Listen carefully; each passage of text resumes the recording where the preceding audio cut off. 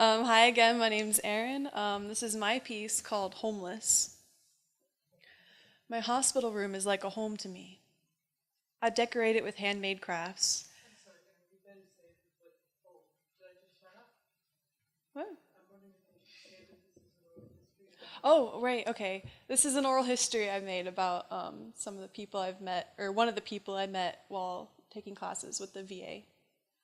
Um, my hospital room is like a home to me. I decorate it with handmade crafts.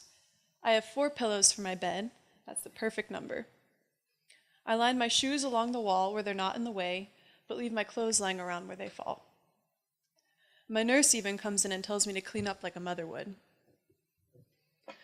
I left service in the military because of a spinal injury, which took away the use of my legs. IEDs are the most common causes of injury and death in wars today, and their effect on the human body can stay with a person until they die. The first hospital I was sent to in the US had a doctor who gave me the news that I would never regain the use of my legs. From there, I was transferred to the Miami VA.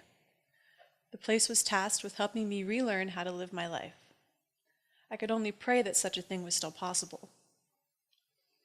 If you've ever had to go to physical or occupational therapy, you know it's hell. Therapists are trained to push you and push you beyond your limits.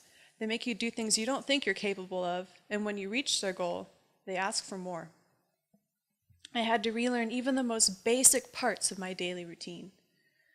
I hated it, especially on the mornings where I would wake up in my room and could almost forget what had happened to me. I would sit up in bed only to remember that I couldn't even make my own way to the bathroom. I hated having to relearn how to shower and how to get dressed by myself, because it did nothing more than drive the truth of my infirmity home. I would think to myself, I know how to take a shower.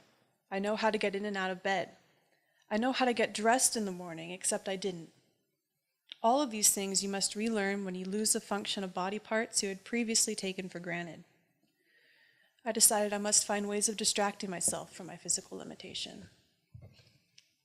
Crafting was a relaxing way of taking my mind away from my problems. Soon my room looked the most lived in of all those in the unit.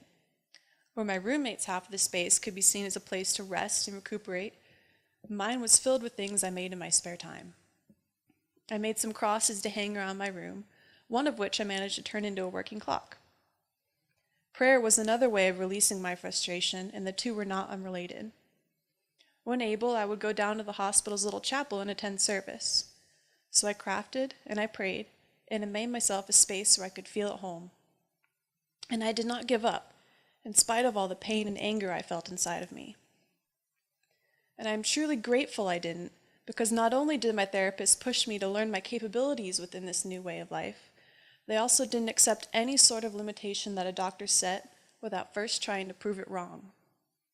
They would push both my body and my mind, demanding that at the very least, I do my very best.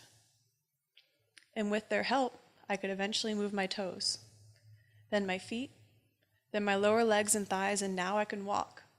And it is a gift. I can't walk far or for very long, but I can get out of bed. I can go to the bathroom. I can do so much more than I imagined possible after that first diagnosis. Hell, compared to the other men in the unit, I am a fully functioning wonder. I breeze through therapy and challenge myself every day, and I have a new appreciation of all that I'm capable of, all that I used to take for granted. The sum of all these efforts means that I could go home today if I wanted. But I can't go to what I don't have. There's a statistic somewhere about the percentage of veterans who end up homeless, but I don't know it off the top of my head. All I know is that I have nowhere to go. My room in this hospital is my home.